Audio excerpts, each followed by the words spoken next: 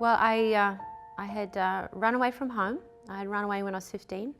And I think it made sense because the fighting and the stuff that happened in my family. I mean, my dad on my 14th birthday pulled out a shotgun and shot at one of my friends on my birthday. So when I ran away from home, I stole money, I moved to the big city, I moved to Melbourne. And I had that in my head, I can make it, and I don't need anybody. Goth made sense, it was black, and I thought, well, I'm black, my heart is black. So you gravitate to whatever is in your heart, you'll gravitate to. So my magnet, I was just gravitating towards what made sense to me at the time, which was death. I'd already been hauled in a couple of times by police for a count of stealing and fraud. I was standing in court, I got hauled in, and I knew I was going to prison. At that time I'd come to the end, I knew it. I knew I wouldn't make it in prison, and I said, I'll kill myself. If I go to prison, I'd already said in my heart, I'm going to kill myself. As the judge was pending to give me judgment, I just said in my heart, I said, God, if you're real, if you can get me out of this, I'll serve you. And then the judge just said to me, it's like, I don't know why I'm doing this. I'm going to let you off on probation. And I was like, oh my gosh. And I was like, okay. I went to my auntie, it took me a day and a half to get to her. And I went and I said, Anna Maureen, I need that Jesus that you have. I said, I have no peace.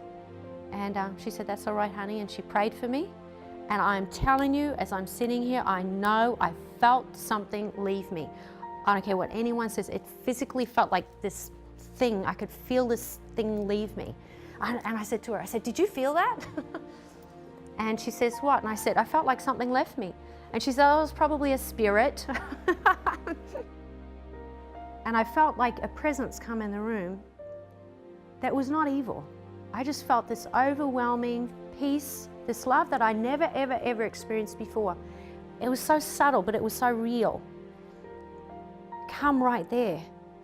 And she said, honey, that's Jesus. And I just said, God, I says, please, I started begging. I says, can I start all over again? I said, are you a God that lets people start all over again for someone like me? I didn't know what it meant serving him. I had no clue what that meant. It sounded good, and I meant it, but even though I didn't know what exactly that would entail, I thought, well, I'll live like a Christian. Like, but what is that? And anyway, so then it got me on a plane. I felt to come to Canada.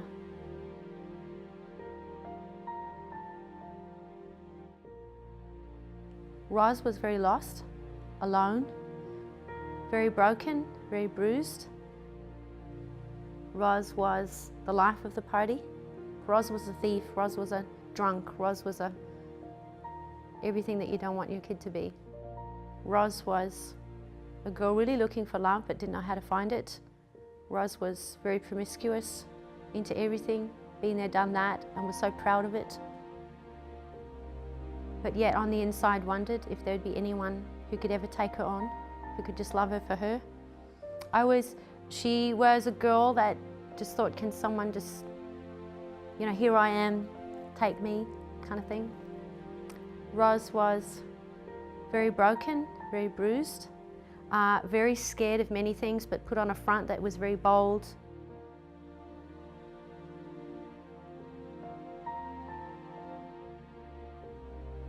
Rosalie means as beautiful as a rose, and it means fragrant like a rose. It sounds very frilly, but I think when you have a fragrance come out of your life, people know exactly where you come from. It either smells good or it doesn't. And Jesus said, he says, I know where you've been because of how you smell. Roz was full of bitterness and unforgiveness, and through Christ I could forgive my father for violence. I could love a mother that could never love me, but I asked for it. And for my father, who in his 80s just came to Christ. I have a great love for my father now. We have talks about Jesus now.